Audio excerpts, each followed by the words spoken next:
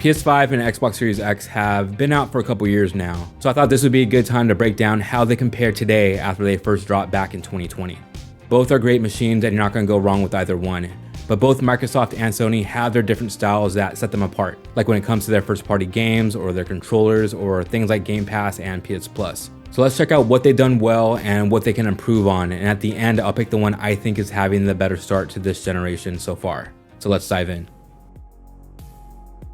Now, the reaction to the PS5's design was sort of mixed at first, which I totally understand. But what I appreciate about the PS5 now is that it doesn't blend into the background. You can tell Sony made it to stand out and wanted it to catch your eye almost like a sculpture or a piece of art. They also made it customizable, which isn't really something they've done before in the past. So with PS5, you can easily swap out the white faceplates for colors like purple, pink, black, or baby blue.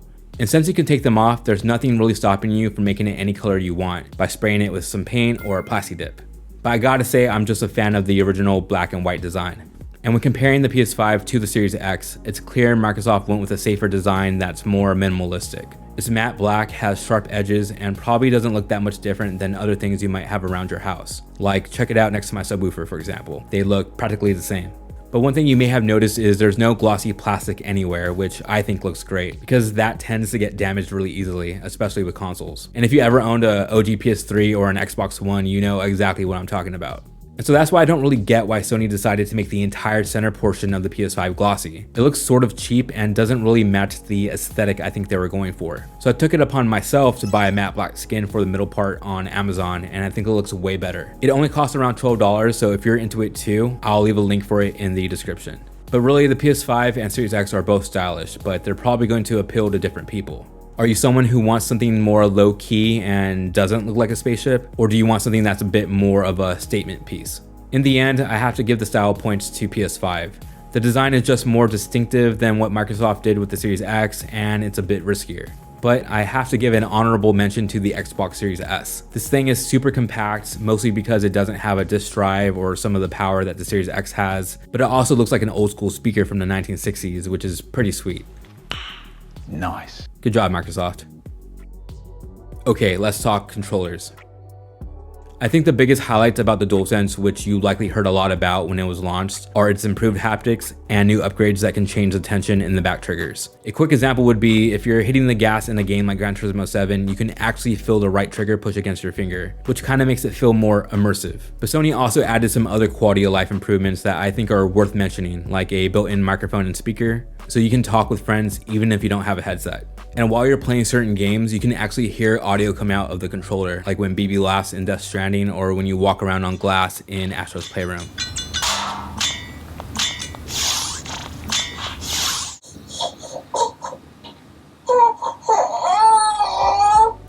These are just tiny details, but they add up to make the whole experience more engaging. And like the PS4's controller, the DualSense has a touchpad and lights that can change colors depending on the game or if it's being charged. So the DualSense is a beast, but all these new features come at a price. Mine can usually last about a few hours before I get a low battery notification, which isn't too bad until I'm trying to binge games like Forbidden West or God of War Ragnarok right after they come out. So my tip here would be to remember to charge it every night if you're trying to get through a campaign, or just get a second controller like I did. With the Series X, anyone who had an Xbox One controller should feel right at home, since it's pretty much the same thing. Yeah, there are some cosmetic tweaks like how they made the entire controller matte black, but there's nothing groundbreaking like what Sony did with the DualSense. And I've been a fan of Xbox controllers since I had a 360, but I do think the standard controllers are starting to feel a bit dated, especially considering what the DualSense gives you without any extra cost. But I do like that you have the option of either using rechargeable batteries or AA batteries, which can last you a long time. I also just really like the shape of it, and that's why I've mainly used the Elite Series 2 Pro controller over the last few years. It's built like a tank, has battery life that, at least in my experience, can last a few weeks, and has 4 extra buttons on the back. And it's the back buttons that I found to be super useful, especially when it comes to first-person shooters, since you don't have to lift your thumb up to get to other buttons. That being said, there are tons of horror stories online about this controller, with people running into stick drift problems or buttons that simply don't work. That's one thing to keep in mind, though that hasn't been my experience with it. Either way, I think when you try this layout, there really isn't any going back to a standard controller, at least for me. And I think that's why Sony finally designed their own Pro controller with the DualSense Edge. But the Edge and the Elite Series 2 run between $130 and $200, so they aren't cheap. But unless you're playing competitive multiplayer games, I think you'll be fine without getting one. So putting those aside and just looking at the standard controllers that come with the PS5 and Series X, there's really no debate that the DualSense is a more impressive controller out of the box. And I think when we look back at the PS5, like say 20 years from now, we'll still probably talk about how cool the DualSense was, but that's if games continue to take advantage of it. Before we move on, I want to mention that Microsoft did something cool and made a controller for gamers who have physical disabilities. Not everyone will need a controller like this, but for the ones that do, it's pretty awesome and only costs about $100. Sony is also making their own accessible controller called Project Leonardo, so it's great that both companies are making moves in this part of the industry. Alright, PlayStation Plus versus Game Pass.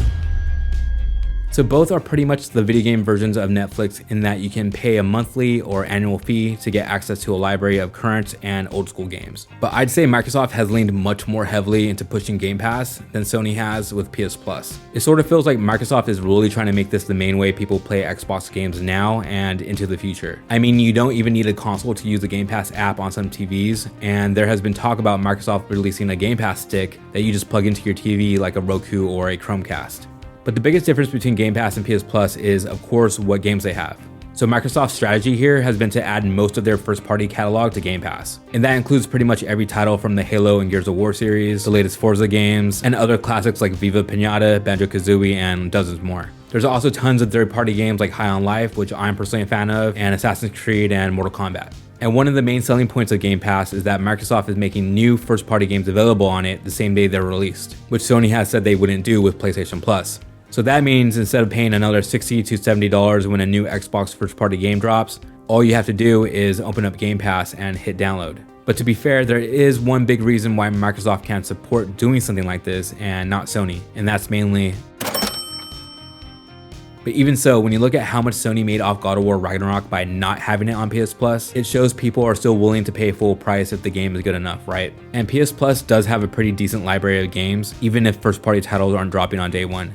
So if you get PS Plus Extra, you can get a collection of PS4 and PS5 games like Demon's Souls, Death Stranding, Horizon Zero Dawn, and Returnal. And there's also lots of third-party games like Red Dead Redemption 2 and Guardians of the Galaxy. But if you pay a little bit more for PS Plus Premium, which I think is what most people were excited about, that opens you up to a bunch of PSP, PS3, PS2, and even PS1 games. So if you're the one person who's still trying to play Ape Escape 20 years later, well, this is the one for you.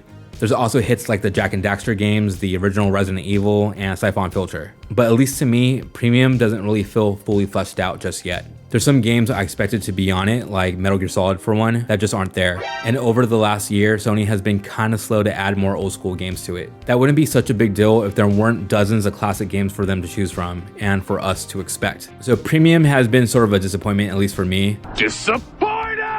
So that's why I think PS Plus Extra is probably the sweet spot in terms of value for most people right now. And that's also why I think Game Pass is just simply the better service. Having first-party games drop day one is a huge deal. And that difference makes it feel like Sony is treating PS Plus more as a complement to PS5 than one of the focuses of it, while it seems like Microsoft is treating Game Pass as a centerpiece. For anyone who's already tried it, you probably won't be surprised that my favorite feature on any console this generation is Quick Resume on the Xbox. What it does is pretty much keep your games open in the background even after you open up another one. So you can be playing Cyberpunk, get distracted, and switch to where you left off in Halo Infinite in just a matter of seconds. Now the PS5's load times are really good and are a huge jump from last generation, but Quick Resume definitely takes the cake here. And I think Sony should work on releasing their own version of it because it's really just that good. The home screen on the Series X, which is also on the Series S and Xbox One, gives you more control to customize things than the PS5 does, to a point.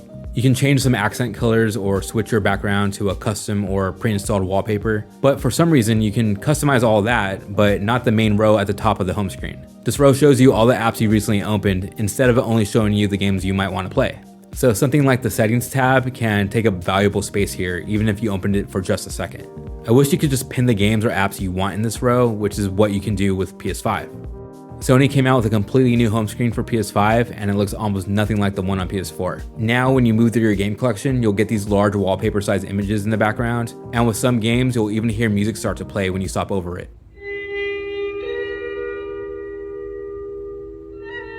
That's actually a pretty nice touch because it's almost like it starts to bring you into the game before you even opened it. And both the Series X and PS5 let you create sections or folders to organize the games you have in your collection.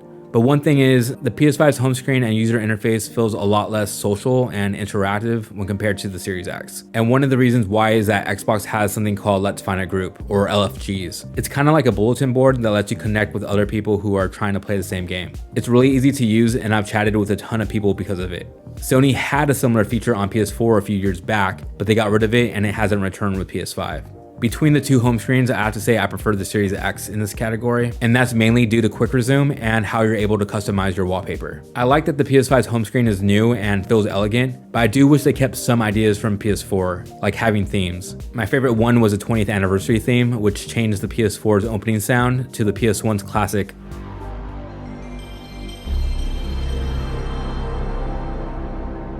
Oh, that's the good stuff. Yeah, the large images on PS5 that take up most of the background now do look nice, but I'd rather have some control over it.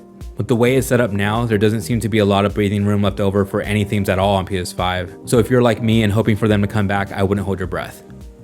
Okay, let's get down to what I feel is the most important category and my choice for what console I think is having the better start to this generation. And it all falls upon something we actually talked about earlier, first-party games.